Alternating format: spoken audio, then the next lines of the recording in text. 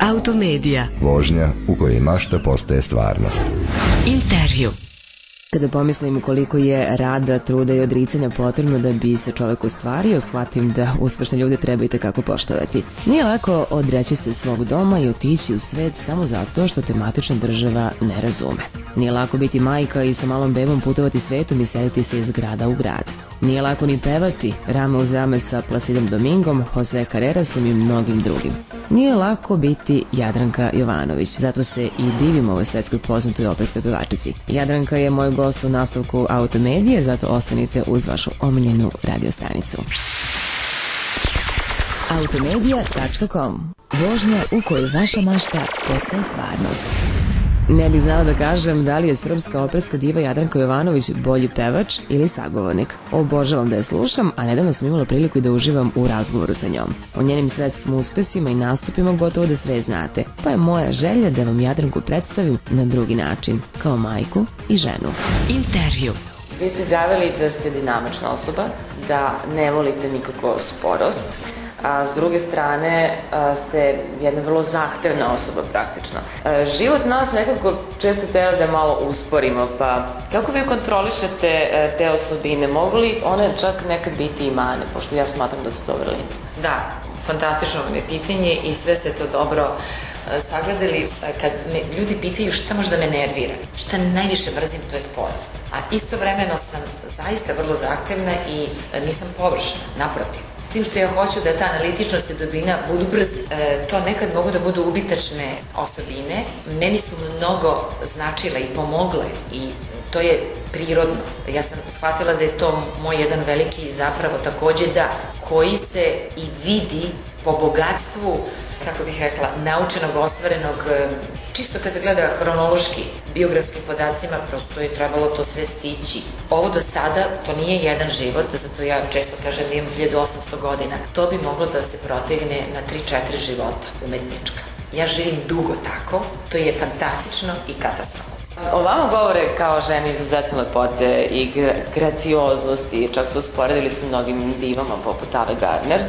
Koliko je lepota bitna za skladan i uspešan život i da li se lepim ljudima praktično više gleda kroz prste? Pa lepota jeste bitna. Prvo, mladost je svaka lepa. U mladosti su svi lepi. U mladosti nema drugačije, nema ružnje.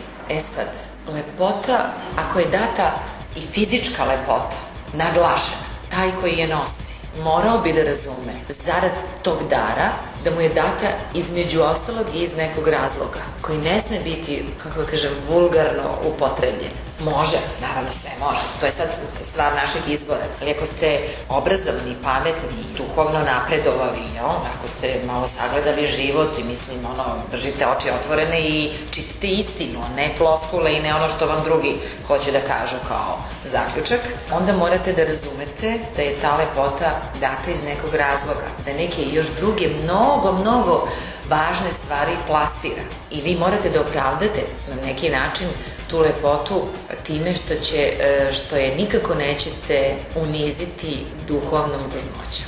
Vi imate sina i pretpostavljam da pratite i samo odrastanje njegove generacije. Kako to vama izgleda? Recimo njegove generacije, kako se oni, da li je evidentna razlika u samom načinu vaspitanja i te jedne iste generacije praktično? Vi pretpostavljam da ste vaspitali sina u vašem duhu, u duhu onoga čemu se roditelji bave zapravo. Što jeste prednost?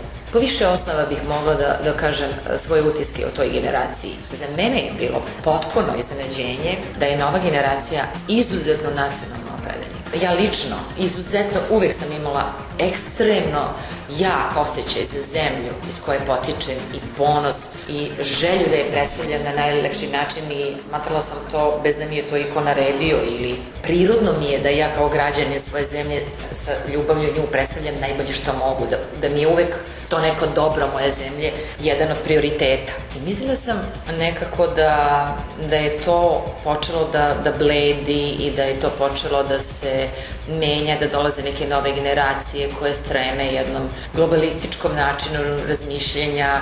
Iznenađena sam. koliko su nove generacije naše nacionalno vezane za zemlju, ali sa daleko manje tolerantnosti prema drugim. Pošto ste vi veoma bliski sa svojim sinom, koliko je on bio uskraćen prisustvo majke zbog vaših obaveza na profesionalnom planu i kako uopšte jedna žena može da uskladi uspešnu karijeru i to majčinstvo? Pa teško, to je teško, inače u principu mislim da žena dobija decu da bi je usporili, da bi je malo zaustavili, da bi je podelili, pogotovo umetnik. Znate, umetnost zahteva veliku koncentraciju na vremena misli ka sebi samo. Jeste moj sin bio uskraćen i dan danas je uskraćen. I kad je bio sasvim mali, ja sam svuda putovala sa njim. Znači, to je isto žestoko i teško. Shvatila sam koliko to može da njega ošteti i smatrala sam da iako je beba i ne znam da je bitno da smo zajedno. Onda je došla škola, onda je to išlo malo teže i onda je došao vrlo težak period. On je kao dečak govorio polomit ću koncert, jer nije znao šta je koncert, jer ja sam stalno idem na koncert, on je mislio da je koncert kao igračka, da se to može polomiti. Kada je gorelo Jugoslovensko dramsko pozorište, ura! Mama sad više ne može da ide u pozorište, on je bio srećan. Znači, bila je taj jedan period velikog otpora, sada se to naravno ipak gubi. Znači, moj sin se ne bavi muzikom, ekstremno je muzikalan. On ne može da živi bez muzike, ali samo da ne bude opera. Kad ga pitaju čime će se baviti, prva rečenica je sigurno ne operski pevač. Eto to, i sigurno će se ljutiti što sam pričala o njemu, jer je rekao da bez njegove dozvole, i upravo je, ja i ne treba da pričam o njemu. Sa Jadrankom priče nikada kraja. Mnoge teme o kojima smo razgovarala preneću vam u nekoj od narednih emisija. Saznaćete kako izgleda sarađivati sa najvećim svetskim umetnicima, anegdote koje prate njene putovanja, zašto je trebalo da prođu godine i godine da bi naša država i njena matična kuća Narodno pozorište u Beogradu shvatile kakvog umetnika imaju i još mnogo toga. Slušajte Automediju. Slušali ste Automediju. Produkcija B2B Interaktiv medijska grupa.